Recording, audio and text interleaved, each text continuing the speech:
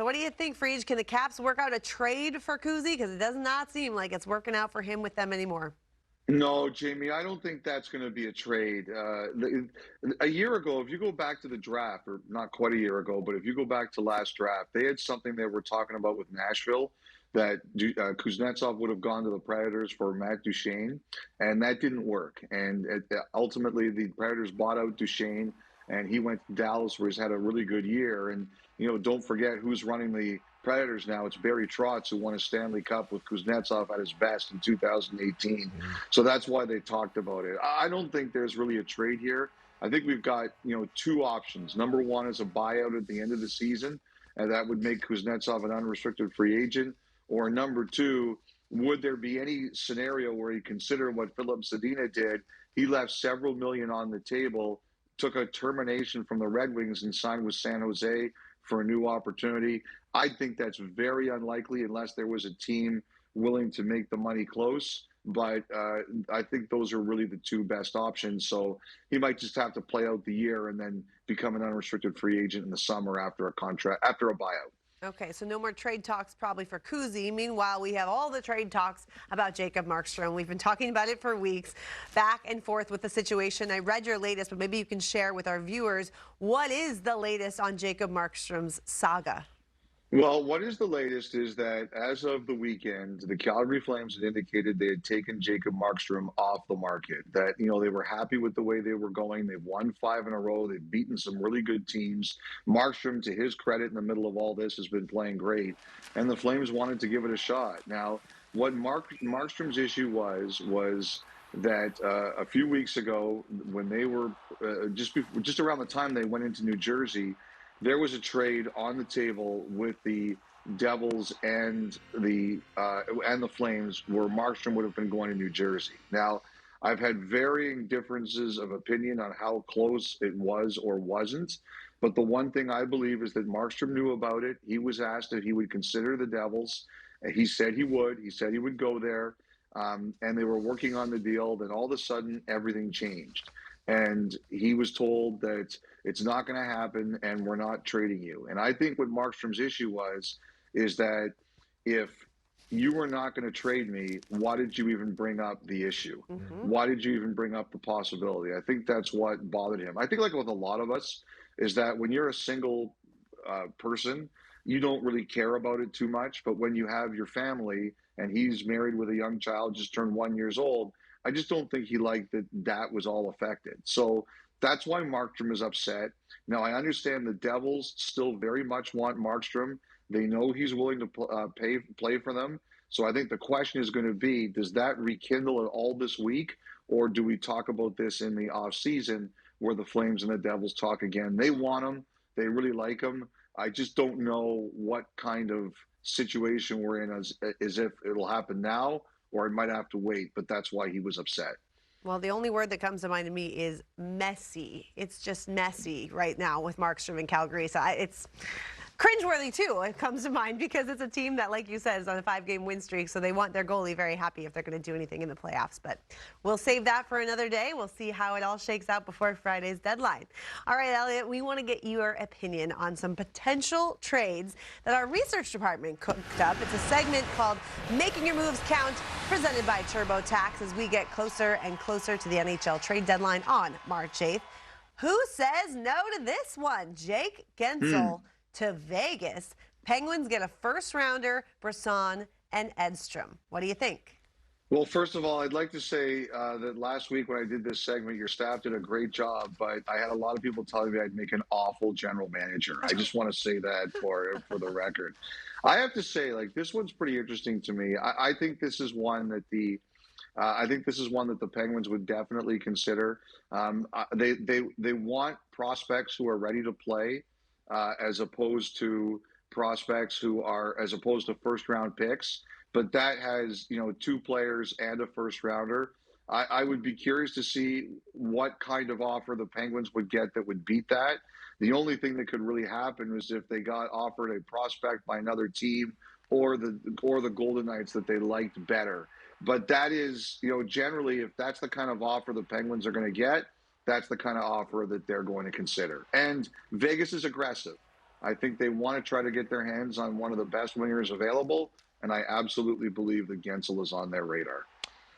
Yeah, and all of a sudden the Vegas Golden Knights would look like this up front with Guentzel on the left side of Jack Eichel and Marchessault. The rich get richer. Well, the thing is, when you look at that trade, Brendan Brisson, former first-round pick, right? They'd give up their first-round pick from this year, which would be a later first-round pick. Edstrom, I'm not too sure. Was he a first-rounder? I think he was. We did this last week, and he was a first round. Okay, so that's 3 first-round picks for Guentzel. Guentzel's an unrestricted free agent, so they'd have to sign him. That's giving up a lot, but if somebody's going to do it, it would be the Vegas Golden Knights. Yeah, I mean, Edstrom was the last pick of the first round a couple years ago. Okay, there you go. A first rounder, yeah. Right. And I think Elliotte brings up a good point, because Pittsburgh's in a tough spot, as we talked earlier. They need to make the playoffs sooner than later. They can't afford to miss years with Crosby and Malkin being as old as they are. So, yes, you're giving up Guentzel right now, but they need guys who can contribute right away. And maybe they can turn that first-round pick this year into something else. Maybe they trade that at the draft to, bolster their roster with a younger player. But, I mean, in my opinion, Guentzel might be the best player on the market. I think so. No disrespect to Lindholm, who got traded already, or Monahan, or Hanifin, or Tanev, but you don't see a lot of 40-goal scorers consistently move teams mid-season. Multiple cups to his name. Exactly. So, I mean, he's probably, I think, the biggest difference maker in terms of an instant impact for a team. And like you said, Vegas is not shy about emptying the coffers to make a move. So I think it'd be a fascinating deal. I think it would be good enough for Pittsburgh to consider if they're not in the playoffs and not thinking they're going to make it. So that's just my thought. Just real quick, I think Toronto, I don't know if they've got enough to give up. They'd love to get him. And Vancouver, for sure, would love to get a Guentzel. Would they have enough? We'll have to wait and see. What about Carolina? I mean, they need a game breaker. They need game breakers, yeah. They're under the radar right now. You guys have just said, I don't think Toronto can do it. Like, if this is the kind of deal it's going to take, Toronto can't do that. But Carolina definitely can. Historically, they do not like rentals, but sooner or later, you've got to jump in the pool, and they've got a good team, and I would consider it. And I do think Vancouver is in this too. Like, this Podkolzin call up in the last couple of days, you can't help but wonder if the Canucks are showcasing him a bit. Well, they'll try to make their moves count come deadline time. Let's go on to another potential trade with Noah Hanifin's name certainly out there. You think the Bruins could use him? They'd have to give up DeBrusk, Guentzel, and a first-round pick in next year's draft, according to this potential trade. Do you like it, Elliotte? If there's an extension involved, which I see at the bottom of the screen, I would say the staff takes care of a lot of things. I think the Flames would ask for more than this. I do. Wow. I mean, the issue with I don't like talking about DeBrusk very much because I work with his dad and he can hurt me. He doesn't watch this show, so go ahead and talk. He's not watching, I'm not always comfortable talking about DeBrusk because he's I work with his dad, but he's an unrestricted free agent, so you got to know that you can be able to sign him. But I do think if there's an extension here and it would be under your circumstances, I could see the Flames asking for more. I don't know if they would get it, but I could see them asking for more. Yeah, I agree. I mean, as a pure rental, that might be good. But as you said, if there's an extension involved, they probably would want more. Again, DeBrusk is a free agent, so you don't know if you're going to keep him as an asset. And Fabian Lysell, I mean, I played against him in Providence last few years. Nice player, but he's still a ways away, and there's still some question marks on his consistency and how hard he plays. And, the offensive skill is there, but I think Calgary really have to love him as a prospect to be like, this is the guy we want. Maybe they ask for a Mason Lohrei instead to maybe replace Hanifin. Maybe that gets the deal done, in your opinion, Elliotte. But, again, as a rental, I don't mind that for Calgary. But, yes, with the extension, I think it's a little bit light on their end, depending on how they like the players involved. That'd be a pretty formidable top 6 if you're the Boston Bruins. And Hanifin, of course, is a Boston native. He sure is. Oh, boy. Played at BC, your alma mater. Go Eagles. Come on. Okay. And I think he's taken it to another level this year, Elliotte. We don't get to see him play as much as you do. I've always liked Noah Hanifin. I liked him when he was in Carolina. But he's playing with confidence, and he's skating the puck, and he's got a good shot. He checks all the boxes. He's not overly physical, but he checks all the boxes, and he's a left-shot defenseman, something the Boston Bruins could certainly use. So I look at the New Jersey Devils. I mean, the New Jersey Devils could use a guy like Noah Hanifin. They do have a lot of prospects that are trade-worthy. So that could be a possible trade, too. And Calgary, New Jersey have been talking for weeks anyway, so, maybe it's just a new name that comes out of the conversation this time instead. We'll see. One more for you here. Nick Bjugstad. A lot of people talking about him, and could he be a fit with the Avalanche, maybe? And a 4th rounder for a 1st-round pick for the Yotes.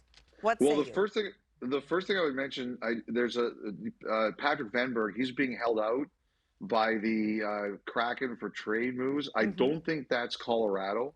So that leaves the opportunity. This one I think is really interesting. Bjugstad's got another year.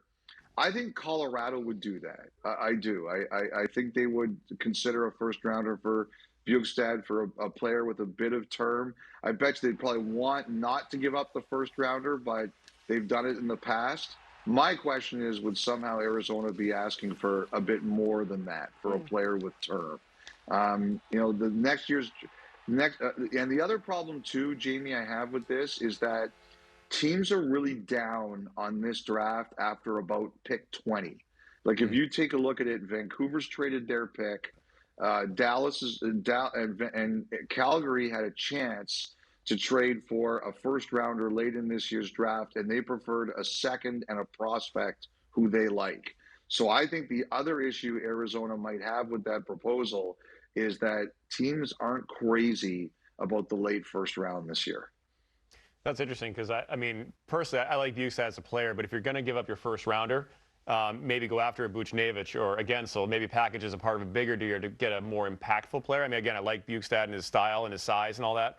But to your point, if the first rounders are not being valued after pick 20, where Colorado will probably fall, then maybe that devalues their first rounder specifically. So that was something I hadn't considered. But overall, I mean, again, that's pretty solid. You slot him in the second. Is he a second line center? I don't know. I don't know if he has that offensive upside, but he's a good playoff guy, a good depth centerman in the playoffs, big body who can hang, and he was a big ad last year at the deadline. So, I mean, I like him as a player. I just don't know, again, depending on the value of that first round pick, if he's worth a first rounder. But that was a good point raised by Elliotte with the draft this year. Colorado's still looking to replace Nazem Kadri. Right, they still need the second line center. Kadri was there when they won the Cup, and then Alex Newhook was supposed to be that guy, but they traded him to Montreal. Bjugstad, I liked him when he got to Edmonton last year. I thought that might push Edmonton, over the top because he's a big centerman. He can lug, some minutes, can kill some penalties. Not overly physical. But, yeah, that would be interesting for Colorado. I could certainly see them doing something like that. All right. Well, thanks so much for playing along with us, Elliotte. Don't worry, you're off the hook. These are all potential trades dreamed up by our esteemed researcher, Lawrence Goldstein. He did a great job coming up with these. LG. And we'll see what transpires over the next few days. I hope you get some rest in between now and then. And if not, you can always sleep later in the off season. Sleep is for after the deadline. I'll be much more disheveled than this, guys. Good to chat up with you.